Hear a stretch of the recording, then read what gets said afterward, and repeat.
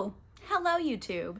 Today in the Naughty Librarian, I am going over my May TBR list. First things first, I don't know how obvious this is, but I did get a new camera and I think it's dope. I think the picture is just much better. Maybe the audio too, I don't know. It was a new camera, feeling pretty good about it. Tell me if you can see the difference, but I think I can. But besides the new camera, my May TBR list, I'll be honest, it's a little all over the place.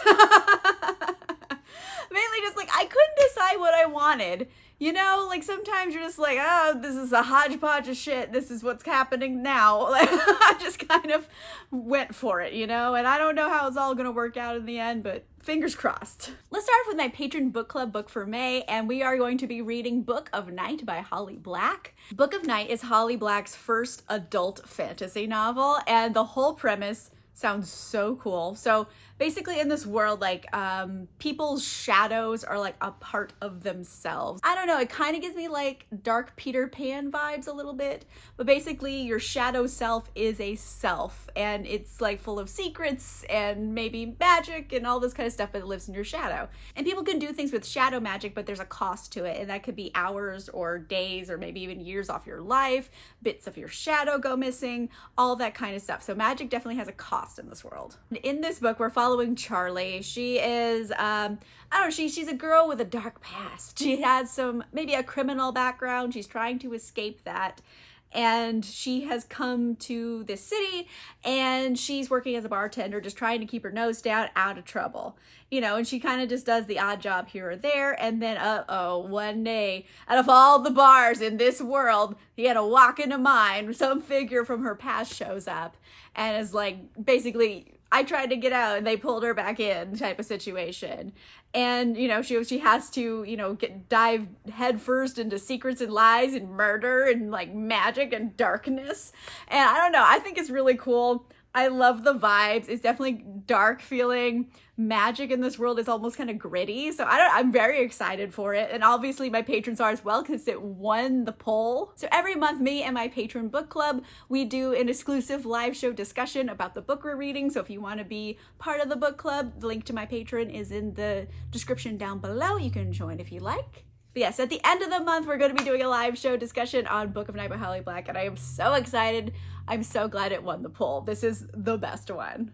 Hey, speaking of things I let my patrons pick, I also let them pick the book they wanted to see me do for Drunk Classics this month, and they picked The Odyssey by Homer. So, you know, like, I'm pretty excited about this one. I actually haven't read it. Like, I have a vague idea of what happens in it because, you know, Greek mythology. Like, I have some knowledge, but I haven't ever read it. So I'm sure like I'm missing like a lot of it, but I'm very excited for it. I think it's going to be so fun. And you know, it's the Odyssey. And I got the audiobook too. And here's the thing. Okay, here's the thing. Here's how book nerdy I got with this. I got the audiobook from Audible and I looked up whose translation it was. And then I looked up translations of the Odyssey to find the same translation because depending on the book, the words are different. And so I found the exact, it's translated by George Herbert Palmer. So I found the George Herbert Palmer edition. So my audiobook and this book are going to match exactly. And I was like full nerd about it, but I am very excited about it. It's going to be up on my channel. I don't remember what day it is going to be on my channel, but I'll put it in the picture here. There'll be words. It'll tell you when it's supposed to be because I can't remember with my human brain. So this is coming out this month. I am super excited. I think it'll be a fun, drunken adventure. I am also going to read The Kaiju Preservation Society by John Scalzi. I love John Scalzi. He writes really irreverent sci-fi books and they're funny and they're silly and they're like just great. I love them so much. So this takes place kind of in our world with a twist because this actually does address COVID-19 in it. It's the midst of the pandemic and we're following this person named Jamie. I'm not sure of Jamie's gender and I don't want to assume. So I'm just going to say it's a person named Jamie and they are a food delivery driver. They're kind of stuck in this dead-end job. It's COVID-19. What are you going to do? So one day, Jamie runs into an old acquaintance named Tom. And Tom is like, hey, I work for like an animal preservation society and we're looking for people. Are you interested? And Jamie's like, yep, I'll do anything, frankly, anything. Jamie takes the job for an animal preservation society. Little do they know that it's actually kaijus. There is an interdimensional wormhole. There are kaijus in it, giant monsters. I think some of them are pandas. There's giant pandas. I'm assuming like skyscraper-sized pandas. I'm not 100% sure, but something is going on, I guess, in this like rift in the time-space continuum where now kaijus might start coming over into our plane of existence.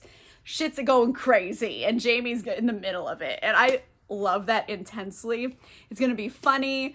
All of John Scalzi's characters are always like so quirky and like a little bit like anti-heroes, and I love it. And also I just got to meet John Scalzi again at the LA Times Festival of Books. He is a delight. This is so much fun. I'm very excited to read this.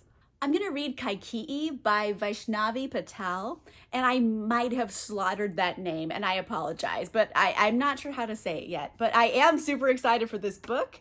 It's based on Indian mythology, and I am so excited. I do believe Kaiju is a actual figure in Indian mythology, kind of like an evil queen, but I'm assuming this is more of a misunderstood queen kind of situation. Basically, Kaiju, she's like, I'm not having this. Basically, all of my worth as a human gets like boiled down to who you can marry me off to.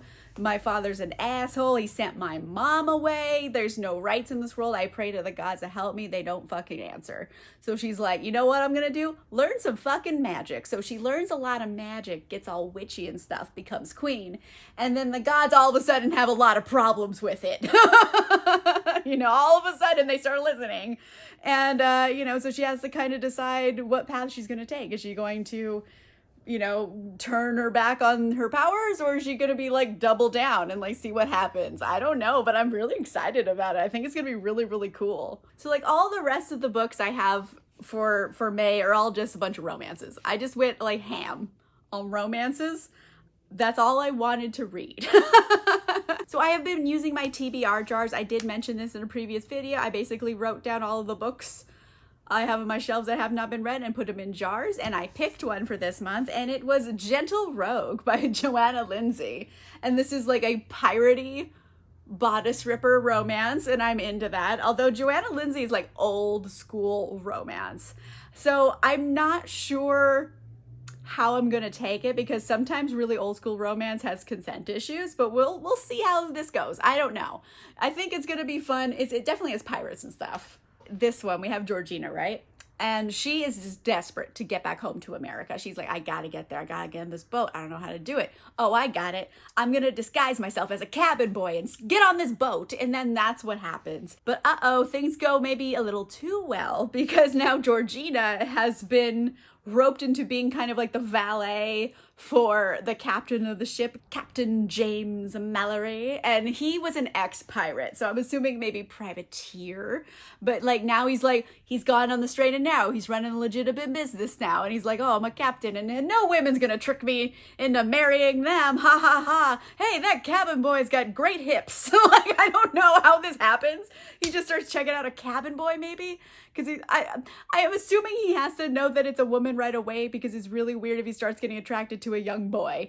I'm assuming her ruse isn't as good as she feels. I don't know exactly how this is going to shake out, because there's a lot of problems right there, but like, I'm excited to see what happens with it. I mean, it might be a little enemies to lovers? I don't know. It's mistaken identity, definitely. So that's always kind of a fun trope. And also, they're on a boat. It's piratey. I like it. I can't believe I still haven't read Monroe by Kresley Cole. What is wrong with me? I still haven't read it. I was so excited for it to come out, because this is the latest book in the Immortals After Dark series. There hasn't been a new book in this series for like 5 years. It's been a long time. This one came out. I pre-ordered it. I finally got it. And then I just kind of like lost track of it and just forgot to read it right away. And I'm ashamed of myself, and I'm rectifying that problem right now. So this one's about Monroe. He's Scottish. He's a werewolf. He's very sad because he lost his mate. He was tortured by warlocks. He's having a rough time. Basically, he finally found his mate, and then she died right away. And he's sad, and then he got tortured by warlocks. He's not having a good werewolf time of life. And then eventually he manages to like break away from the warlocks, and he like uses their powers against them, and he goes back in time to get his mate before she died. So now he's in the past. So there's time travel, which bothers me because I don't like time travel, but like I'm willing to give it a chance because it's Cressley Cole. So anyway, he goes back in time. He's like, hey, mate lady, Ren. He crashes her literal wedding. And he's like, we should get together. And she's a huntress. And she's like, oh, really? Because I am just going to, like, you know, hunt you back. And she captures him. And now, you know, there's like attraction, I think. And eventually he's like, I gotta save you. There's things that are gonna happen and you're gonna die. And he like yanks her back to the future now. And she's from way in the past. And she's like, I don't understand anything that's happening in this world. Oh my gosh, like full on Captain America waking up 60 years later, but times 100 probably. And this, the icing on the trouble cake we have here. Ren, his mate, Monroe's mate, is actually still human, not an immortal like Monroe is. He's got to fix that too. He just got a lot of problems. What's a werewolf to do, you know? And I feel like I sound sarcastic about this, but I am really genuinely excited about it. If you don't know where to start with paranormal romance, like Immortals After Dark series is a great place. There's like a bajillion books in it, and they're phenomenal. So I am very excited to finally read this. I cannot believe I didn't read it immediately when it came out, but you know what? I'm reading it now, and I'm happy about it. I'm going to stay with paranormal romance for a moment here, because I have Paybacks, a Witch by Lana Harper, and this is another book I pulled out of my TBR jars. I'm very excited for it. So this one is like a little bit of adult rom-com witchy John Tucker Must Die. Remember that movie from the early 2000s? Like early 2000s Amanda really thought that was a fun movie, and like this book, it brings back all of that nostalgia. So we're following Emmy. She is a witch, but not that good of a witch, and she kind of left her hometown because of this guy Gareth, right? He's a two-timing a-hole wizard witch guy, and she's like, nope, not dealing with him. She leaves. And eventually, like, things happen and she has to come back home to her hometown, and she's back in town. And then she runs into this new witch, Talia, who's kind of like into dark magic. And Talia, she's like, hey, listen, you, me, Lyndon, remember your old best friend Lyndon? Yeah, all three of us ended up dating Gareth at some of us at the same time and some of us at different times, but we all dated him and he screwed all of us over. Let's hex the shit out of him. Are you in, Emmy? And then so they kind of have like a girl group take down the bad guy hexathon, and maybe some sparks fly between Emmy and Talia, and I'm like way into that. I love it. It's kind of giving me early 2000s vibes, and I'm okay with that. I love that. I love this journey for me. So I'm very excited. And it came out of my TBR jar, so I am officially reading something back catalog off my shelf. I am also going to be reading Delilah Green Doesn't Care by Ashley Herring Blake. And honestly, a little bit of a similar vibe to Paybacks, a Witch, except no witches. Our titular Delilah Green, she grew up in a small town. She has left said small town, moved to the big city. She's a photographer now. She doesn't have any reason to ever go back home. She just has like a bad childhood of being ignored pretty much by her stepfamily. So she's like, you know what, I'm good. And then, you know, kind of estranged stepsister kind of begs her to come photograph her wedding for her. So she's like, ugh, fine, you're gonna pay me a bunch of money, I guess I'll go. So now she's back in her hometown, and she runs into one of the bridesmaids, Claire, who's actually kind of dope all of a sudden. Like, they've known each other for years, but they've never really like known each other.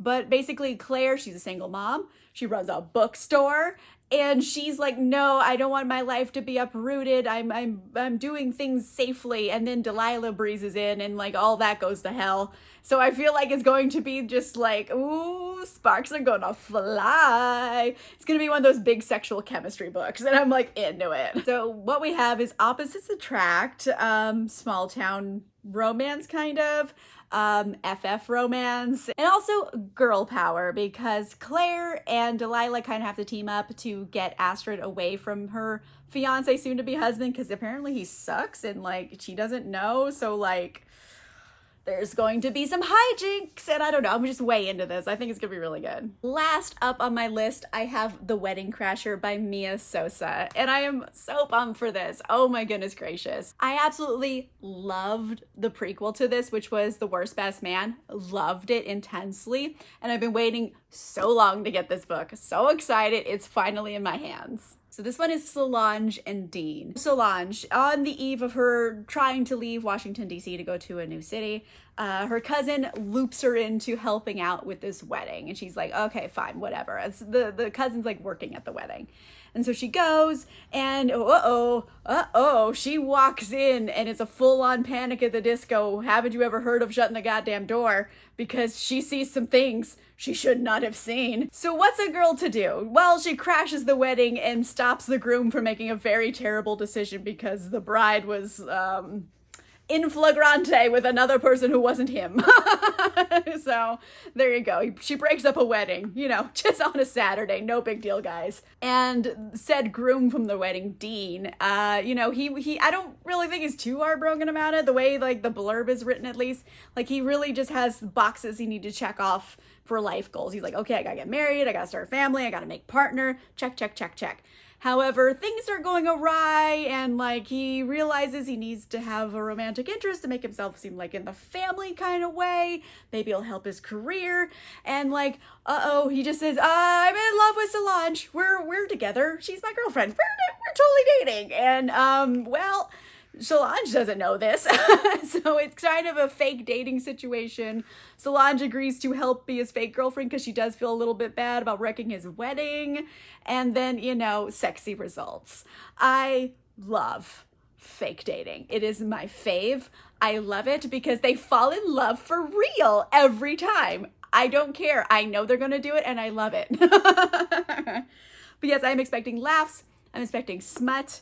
I'm expecting a good time, and I think this is going to give it to me. All right, so that will do it for May. I didn't want to go overboard on my TBR list because I feel like I need to take more breaks because otherwise I'm going to burn out. So I didn't want to like overload myself this month and like have to force myself to read or I'm not going to get it done. So I'm taking it slow, I'm kind of taking it easy this month, and I feel good about my decision. And yeah, I'm reading some really fun stuff. Let me know in the comments down below. I don't know, what's a book you're just reading for yourself? Like just for pure enjoyment, just because you want to. What are you reading? Let me know in the comments down below. If you like this video, make sure you give it a like. And if you want to see more videos, make sure you subscribe. And if you want cool exclusive content, you can sign up for my Patreon. The link is in the description down below. And I'll see you guys soon. Bye!